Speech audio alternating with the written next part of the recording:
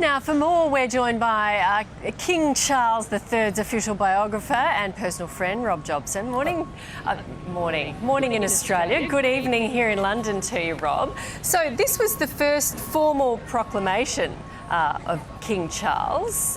We've never seen this publicly before, though, have we? No, and to me, I just thought of the history involved. I know I can keep banging on about history and Koshy will pick me up, but you can imagine them all in wigs hundreds of years ago.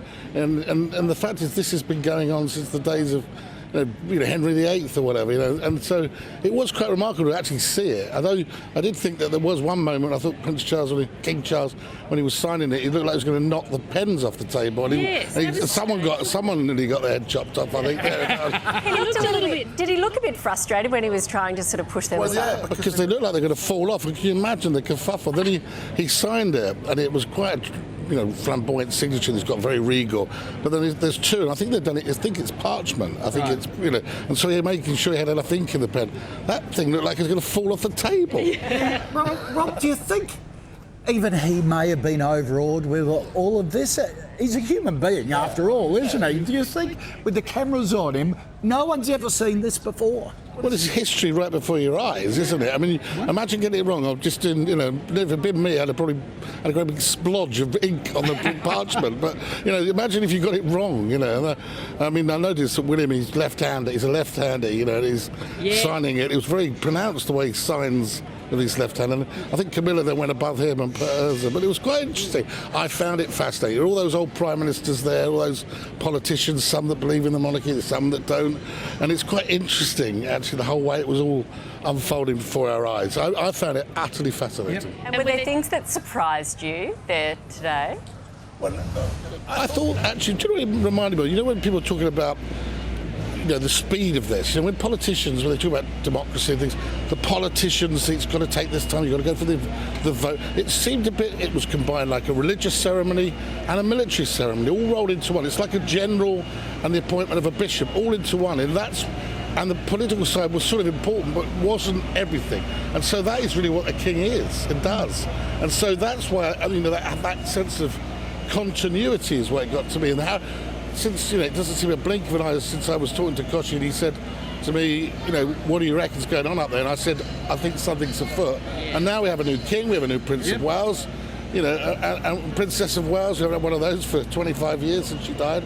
The thing has moved on dramatically, and we've got people singing God Save the King. It's just the speed of it. Yeah. And the flag on the top of Buckingham Palace is at full mast now, so the king is in there, right at the moment. He's also taken an oath to preserve the Church of Scotland. How significant is that? It has to, you see, because when the two, I'll avoid this history again, but of course Scotland was a separate country until we had, in 1689, the two officially became Great Britain, although we had joint kings, and that's why he does that, because you've got the Church of Scotland is distinct. It's a Protestant church, but it's distinct from the Church of England. And that's why he has to make sure that is declared as well, because they have distinct laws, distinct rules, and distinct ways of doing things in Scotland. So you know him because you've written his biography. Unlike most people in the world, I guess, you know this man. How do you think he's handling this?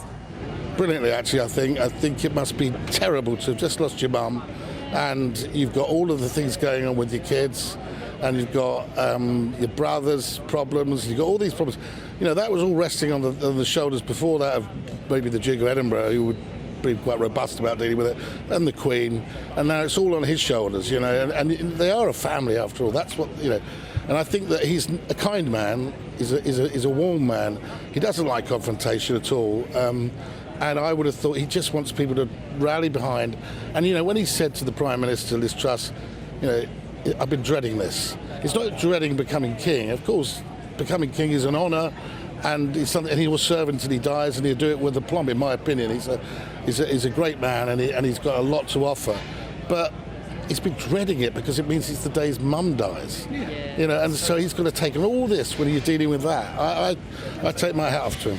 And no matter who you are or how old you are, losing a mum or dad is so emotional, and then he carries all this history along with him as well. I mean, the people, because it doesn't matter if your mum's 100. If your mum dies, it's still your mum, and the same with when his father. So in the last couple of years, look, he knew this was coming. I mean, they was lucky enough, to have his mum and dad that long. That's the truth. But when I saw that picture of the Queen, she's such an incredible lady. She was obviously so determined to do her duty right up until the last minute and carry it out. I mean, that would have been, I know she would have probably been in pain to get dressed and look that good, but that's the sort of, it's a different generation. But I think he's got that instilled in him too. And I think that when he arrived with his wife Camilla, she played it well. I thought she's played a back role, supportive role for him. But when he was embraced and cuddled and hugged by the people in the crowd, and they gave it it touched him, I think. Yep, absolutely. Were you surprised when Harry and Meghan and Will and Kate walked out there together today? It wasn't planned, I don't think, but it was a good move because, the Prince of Wales, as he's now called, William, we'll call him William, Prince of Wales, issued a statement saying he'll do everything he can to support the King. Well, one of the things the King needs is when you've got two warring kids, is for one of them to reach out and say, come on, even if we can agree to disagree after this is over, we've just got to put these bygones be bygones at this moment in time.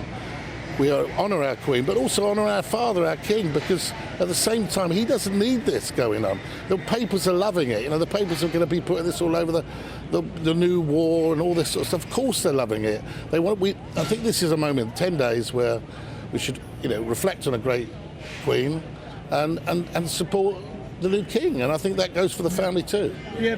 Harry and Meghan holding hands as they were walking behind William and Kate. Rob, behave. She does hold on.